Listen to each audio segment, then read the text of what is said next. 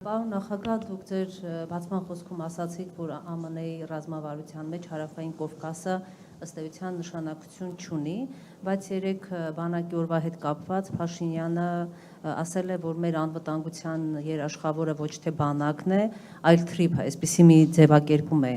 տվել, ինչպես եք սա գնահատում, այսինքն իրենք չգիտեն, որ ամերիկյան ռազմավարության այսպես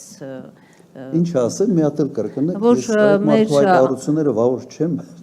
որ մեր ըստ էության, որ մեր անվտանգության երաշխավորը ոչ թե բանակն է լինելու, այլ թրիփ, այսինքն այսպես մենք այս նախագիծը բերելով այստեղ Հայաստան, այսպես անվտանգ ենք դարձնում։ Թրիփը մեր ամենից մեծ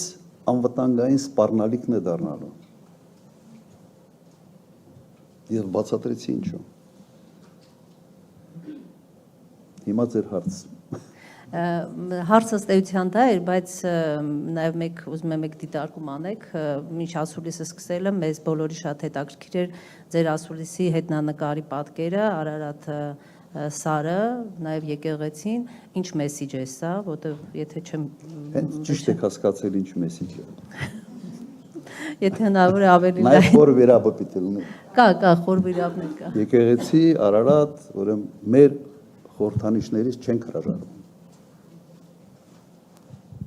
Մեսեջը շատ ուղղակի է։ Ինչ վերաբերում է առաջի հարցին,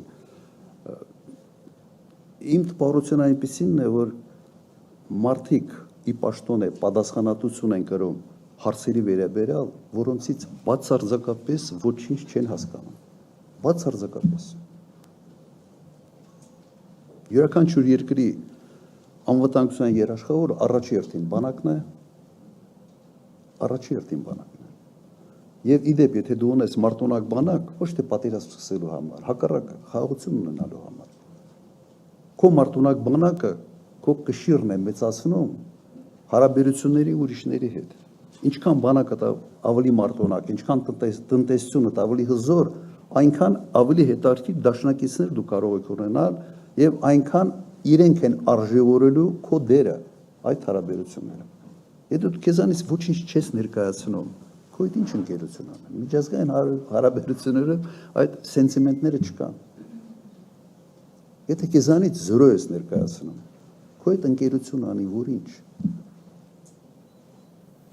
որինչ, բեռ ես դառնում։ Ոչինչ չեմ կարող մեկնաբանել մի բան, որը իմաստազուրկ է։